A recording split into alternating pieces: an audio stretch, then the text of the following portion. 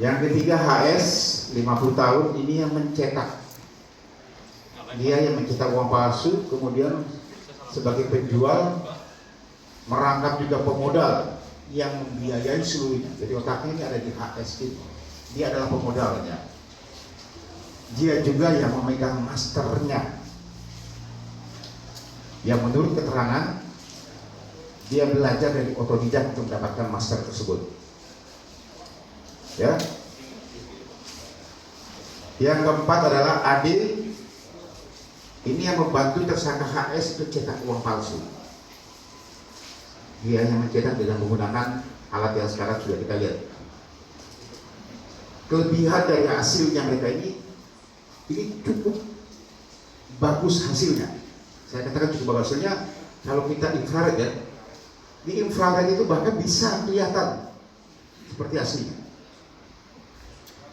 Padahal yang dia gunakan adalah alat seperti biasa aja, yang konon katanya dia otodidak, belajar dari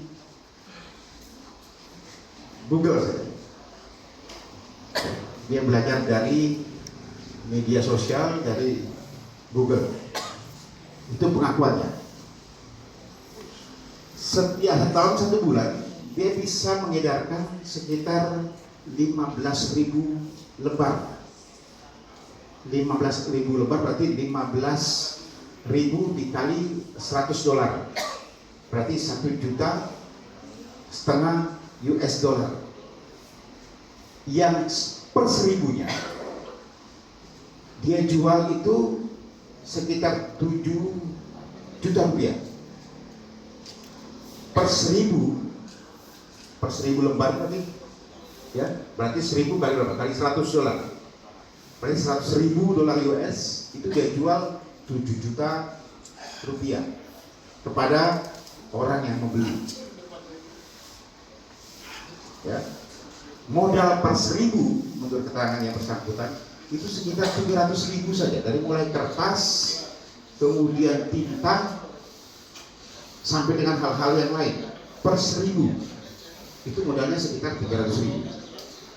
Dengan pembagian yang memprinter, ya, yang ngeprint itu atau yang cetak uang itu dapat per 1.000 itu 300.000 ya. Kemudian yang mengedarkan itu dapat 3 juta, dan pemodalnya si HS ini itu dapat sisanya. Itu per 1.000 lembar. Ya, jelas ya? Ini saya ingat. Kondisi seperti itu ya mereka. Sudah sejak 2018, saya ulangi lagi, sudah pengakuannya awal sekarang ini 540.000 lembar dolar US yang sudah diedarkan, plus minus 1.000 yang terakhir ditangkap. Itu pengakuannya. Jadi kalau dirupiahkan sekitar 77 miliar sampai 78 miliar. Ini masih kami dalami semuanya, termasuk orang-orang yang pernah. Nah, ini pengakuan HS ini sudah hampir 3 tahun, dan memang yang lain ini ada yang baru setahun mereka bekerja dengan HS. Nah, otaknya adalah saudara HS ini. Kami masih mengejar pelaku-pelaku yang lain, bahkan mengedarkan dimanapun kami masih mengejar terus.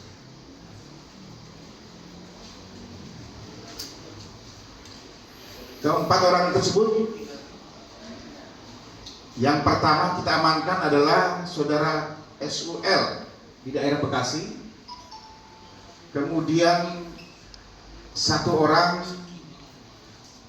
di daerah 2 orang di daerah Bogor, ya. 1 orang Bogor, 2 orang di Pandeglang, Banten. Kita amankan.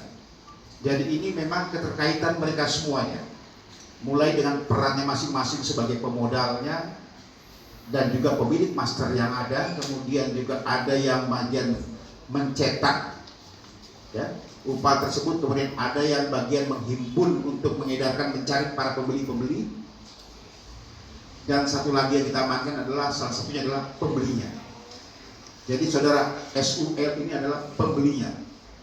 Di daerah Bekasi kita amankan dengan 1.000 lembar barang bukti yang kita amankan padanya. Dia membeli sekitar 7 juta rupiah kepada para pelaku-pelaku ini.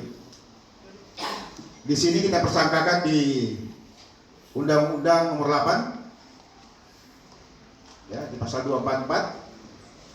Ulangi, di pasal 345, kemudian 34 dan 5, kemudian pasal 244 KUHP dan juga pasal 245. Ancamannya adalah 15 tahun sampai 20 tahun penjara. Ini teman-teman yang perlu saya sampaikan. Silakan, ada tambahan mungkin? Pak. Oke, silakan. Pak, itu si SWL itu beli uang palsu ini, apakah akan diedarkan lagi atau ditukarkan ke money changer atau gimana, Pak? Kita masih mendalami, karena kalau pengakuan SWL ini agak berbelit-belit.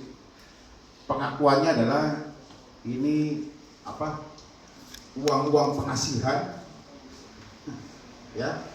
Tapi kita masih dalami lagi, karena yang bersangkutan baru kita amankan, ya. Tetapi kalau dilihat dari cerita daripada HS sendiri bahwa dia sudah bermain sekitar 3 tahun lebih dengan para pembeli-pembelinya sudah cukup banyak, sudah beredar cukup banyak di luaran, karena sejak tahun 2018 itu sudah 540.000 lembar. Saya katakan lembar itu, per lembar itu $100 ya. Bahkan sudah pernah dia bermain di euro, tetapi ini lebih laku untuk yang dolar US, sehingga dia terfokus kepada dolar US. Oke?